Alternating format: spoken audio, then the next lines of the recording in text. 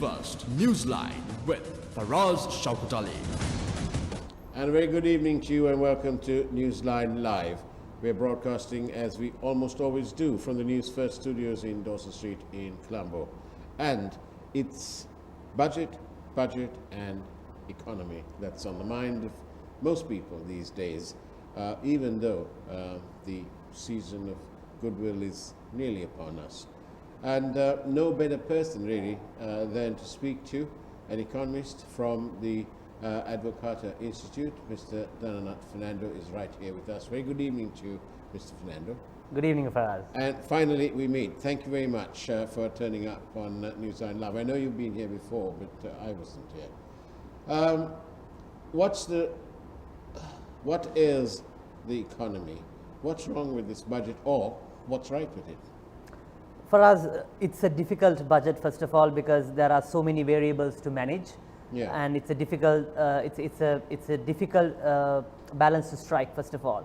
So, but however, I think when you look at the overall budget, my feeling is the government has given an export and a foreign direct investment focus in this budget. But I felt, while I appreciate that focus, I think that the missing elephant, or the big elephant in the room, which the government could have given more focus, was the COVID-19 context and the mounting up debt liabilities that we have. I think that without that context, this budget cannot be evaluated, because we are living in a once a century pandemic.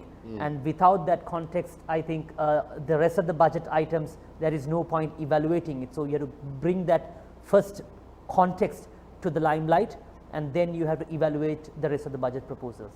And are you sort of alluding to no sort of special mention or a special allocation of funds for the battle with COVID-19?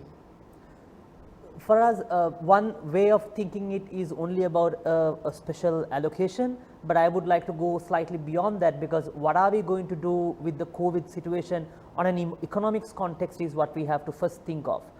Because tourism and our micro and small medium enterprises, in terms of our labor force, more than 50% is informal workforce. So in this context, this budget is not a budget just for 1 year. It has to think through about 2 to 3 years, because COVID is not just going to go away.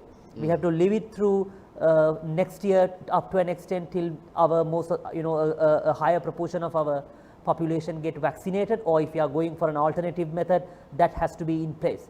My worry is, because if you look at the vaccination, if you are serious about a vaccination, most of these vaccinations have to be stored at lower temperatures. And there has to be a strategy that we have to have if we were to vaccinate. And already in terms of storage facilities at low temperatures, we have a big issue, and that's why a reason you see on your news on Newsfirst that some farmers in Dambulla, they throw away their harvest because they didn't receive a good price. At the same time, the consumers in Colombo complain of higher vegetable prices, because we really don't have a cold storage solution. So if that's the case, do we have a strategy on vaccination and storage and things like that, is something that we have to think through. And but what about the financial aspect of it? Where are we going to get the money from? Exactly. So that's the next question. So definitely we should have a financial allocation, and if you look at the budget numbers, there's a slight reduction from the health budget compared to the previous year. And in terms of vaccination and other methods, of course, there has to be some financial allocation and an indication for the businesses and for the population, what direction are we move ahead with the COVID situation. So that's why I said that is something that could have been given more focus. And in Sri Lanka, what is the mechanism, if there is one, that the government employs to do a health check of the economy? Basically, there are a couple of components. One is definitely the economic growth and our external liabilities that we have to consider, and the composition of the economy. What sectors are we looking at growth, and what are the potential sectors for growth, and also ease of doing business, because it's not also about only boosting the economy by the government. The private sector can take an active role, but they have been regulated unnecessarily, I would say, and there are a lot of restrictions rather than regulations, a lot of restrictions that they can't enter businesses. And at the same time, there's no level playing field.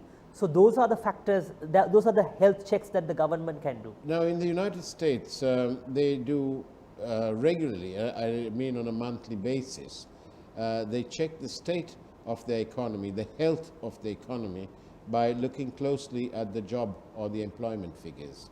And they pay closely to also to see which sectors of the economy are ailing on a regular basis, so that rather like treating a wound, they can then treat that part of it. So they press the right buttons, pursue policy to correct that situation. Do we have anything similar in Sri Lanka to check the state of our employment? Yes, a central bank, they have a monthly report. Right. They provide statistics on the external sector, on employment, on our labor force statistics. But I think it's rather than just the statistics in terms of policy, what we need to do after checking that health check, what solutions and remedies that we have to put forward has to be the broader discussion. Unfortunately, in our country, I would have to say that that health check and the solution is heavily politicized. Exactly. I agree with you, Faraz. Now, on another note, but keeping with the budget, is it true to say that one can't run the economy merely with budgets alone? What we need really is a policy and consistency of policy, and the budget is merely an aid towards reaching the goals that you have put forward as a policy. Is that about right? Exactly, Faraz, you're spot on, and that's the main difference between a budget and a policy statement, or a budget and a manifesto. Because manifesto is you're actually providing a policy outline, what I'm going to do in the coming years, or it could be even a policy statement where we have seen the presidents, the prime ministers have given a proper outlook, and they are elaborating their method of revamping the economy, and that's what is required. Budget is just what you are planning to do and how are you going to balance your numbers, your income and expenditure, and which areas. It's basically a how, what is coming in the budget, but it's a policy is why we are doing it, or the why factor is the policy, and how factor is the budget. With 72 years after independence, we several aspects of our policy is in tatters, if ever there was a policy. When we look at the education side, we have loads of people who qualify with a degree, but then about 50% of them find proper employment, what I would call fit and proper employment, and the other 50% is generally absorbed by the government, because the qualification doesn't match the job. And so there has been no attempt to fine-tune the curriculum towards fulfilling that job requirement. So how do we envisage resolving all these issues, including the fact that the budget deficit is about 1.5 trillion rupees? So for us, coming to the education side of it, I think that's one of the main problems. The government recruits so many undergraduates, which is completely beyond their affordability. And government salary is something has to be borne by the taxpayer. And we are at a very crucial situation where our debt servicing almost comes to about 100% of our revenue. So rest of the expenses, including the pensions, the state sector salaries, all the welfare has to be done on borrowed money. I think on the employment of the undergraduates, one of the key factors why they can't find a proper employment and why they are not knowledgeable is because of the lack of the English language. Because when you don't have the proper English language, it's not about the accent or speaking in English, but you are not opening up for a sea of knowledge which you can acquire and where you can be more competitive in the job market. Right. I think that's the main issue which has to be addressed. I think the teachers and the methods of teaching of English has to be improved, because if you look at, there are so many English classes, spoken English classes, writing classes, English classes for professionals, but we study English for 12 to 13 years at school, but still we are not capable enough, most of our graduates are not capable enough to communicate in English, which is, I think, one of the main factors also for economic development. Are we, how close are we towards ending up in a state of default, where we will default, a sovereign default? I don't believe Sri Lanka has ever defaulted. Are we anywhere close to defaulting? That's a tricky question for us. There are two sides. Let me explain both sides. Government is pretty confident that we can repay all our creditors, and as you very correctly said, and as the government claims that we have never ever been defaulted.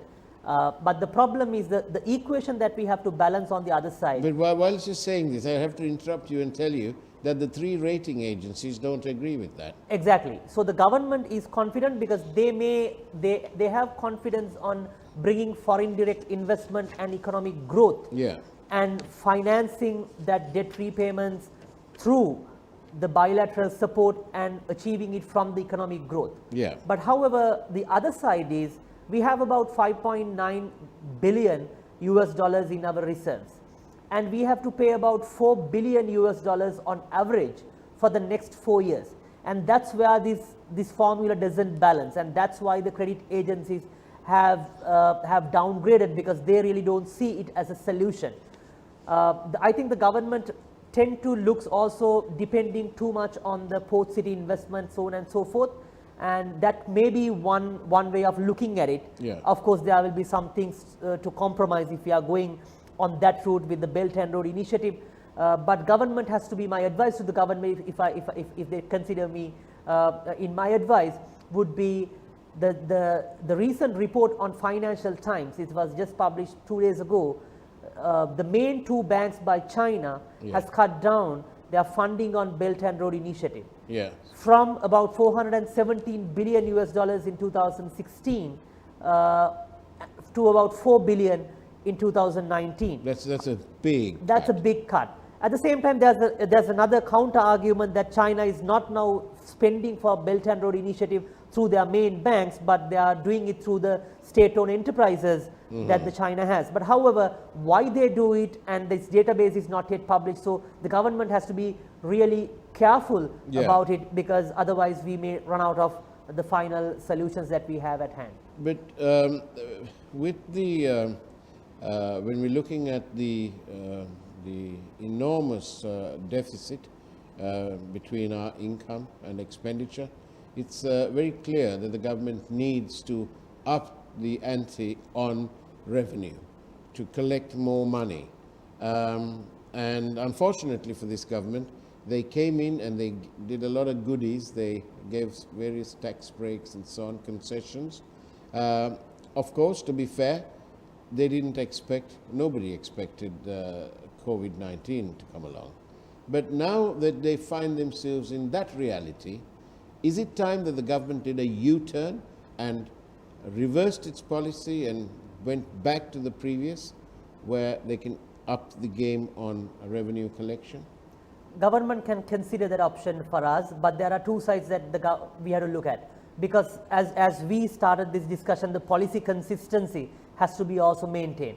So when the government announced a tax relief at the beginning, at the end of last year, and again even before 1 year, if they were to take a U-turn on the tax policy, again the investor, it may have any effect on the investor confidence. But in this case, there's a reasonable excuse, if I were to use that word, because no one expected COVID, and because of that they have to reverse. But at the same time, I think the problem is, even if we increase the tax rates because of the economic downturn, now very recently, I think today evening, the central bank has released their Q2 and Q3 GDP growth numbers. So our economy has shrunk by 15% in Q2 and another pickup in Q3 by 1.5%.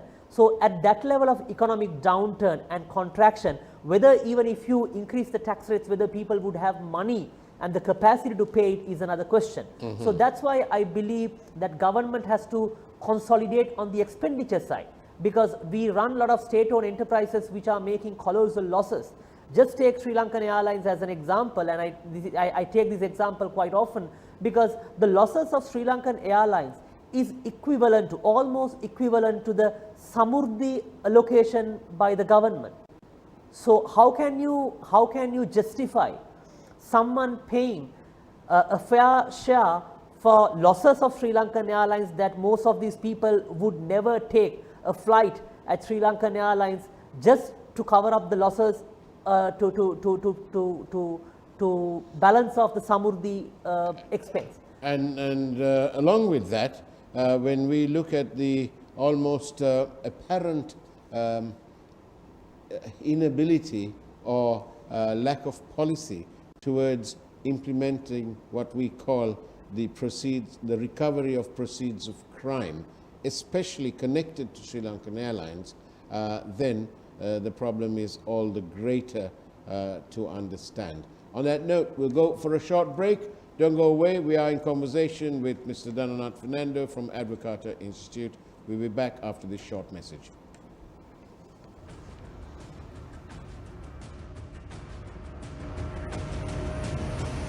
Newsfirst, Newsline with Faraz Shauketaly.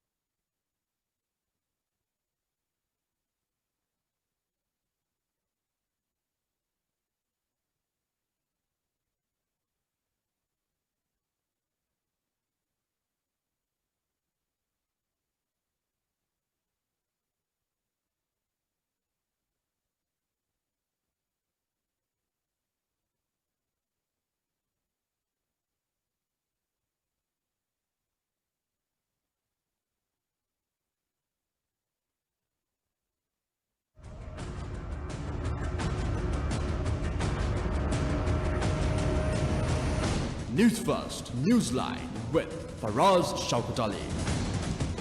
And welcome back to Newsline Live. I'm in conversation with Mr. Dhananath Fernando from the Advocata Institute. Now then, what's the solution?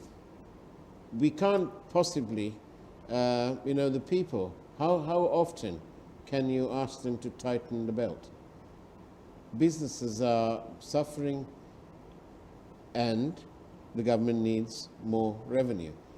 Will raising the taxes help?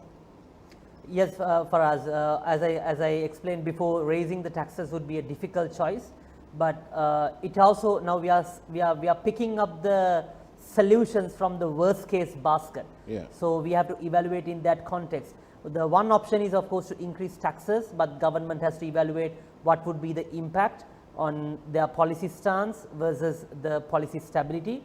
The other option is going back to IMF for a bailout program and just to sustain for the to settle the debt situation or the mounting debt pressure. But having said that, of course, going back to IMF is we have tried that solution. I mean, we have gone for IMF for 15 to 16 times.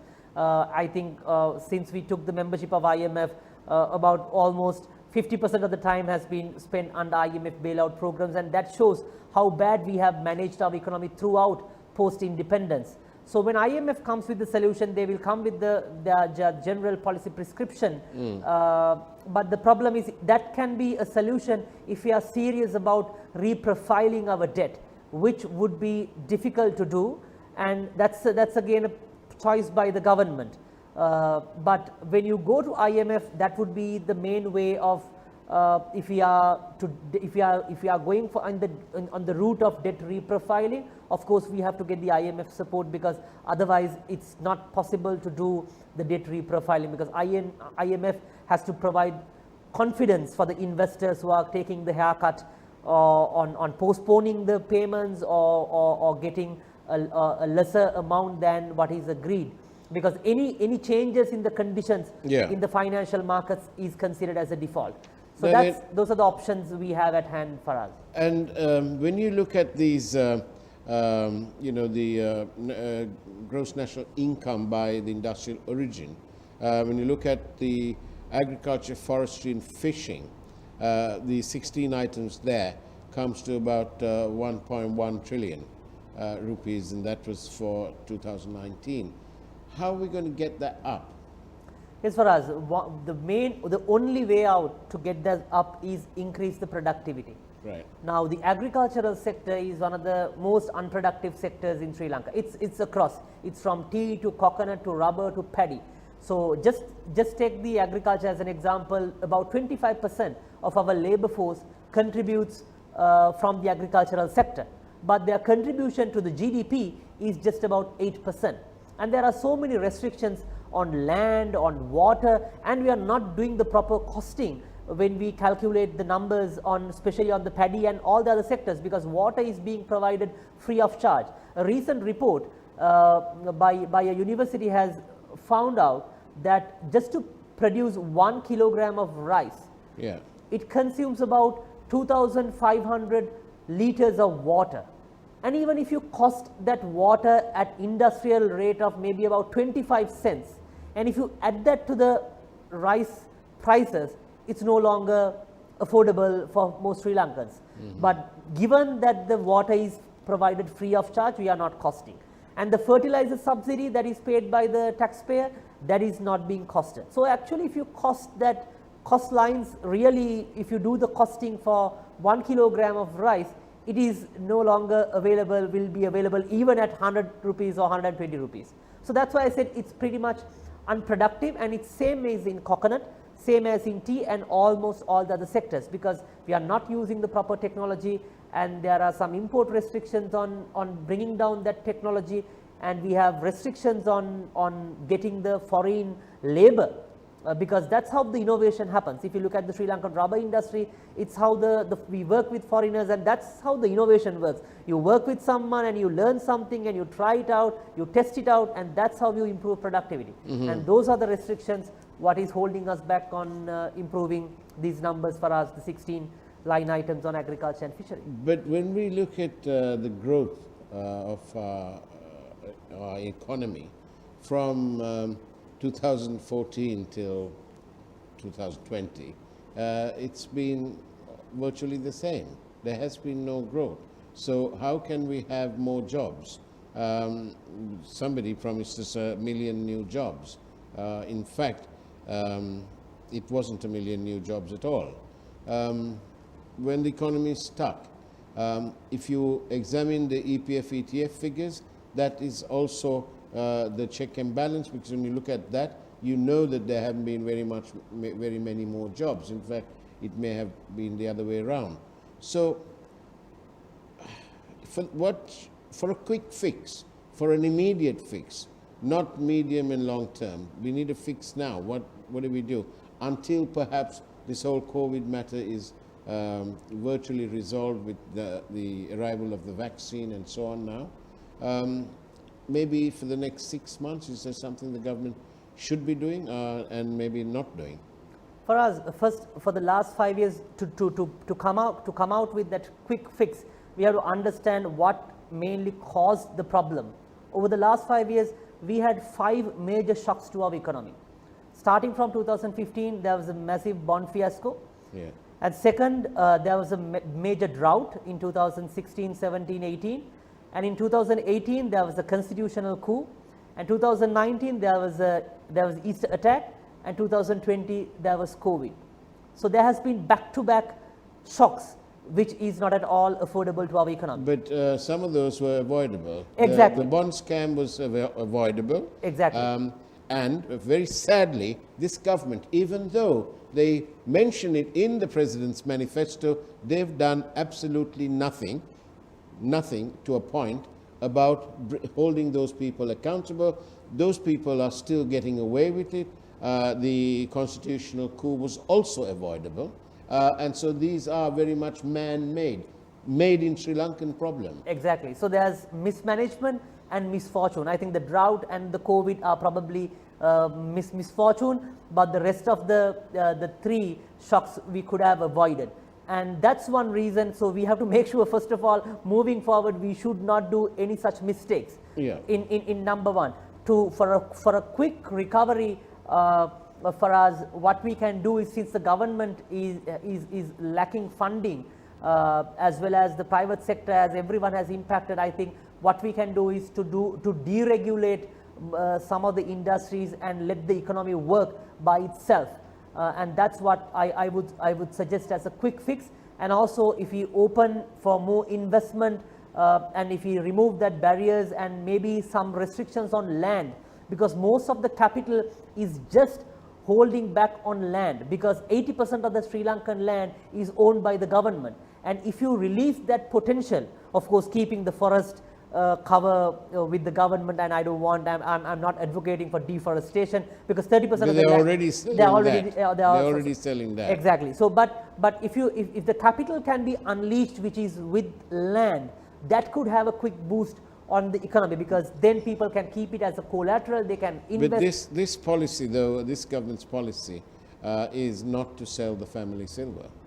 Yes, I'm not, I mean, but as I said, we are picking the solutions from a worst case scenario. And of course, our choices are limited, and we don't have the liberty of picking up very luxurious policy mixes or policy solutions, given the situation of our economy. The problem is serious. Thank you for your time and your analysis, and we will bring you more people on the program to explain the different scenarios that should be available and must be made available for the betterment of the public.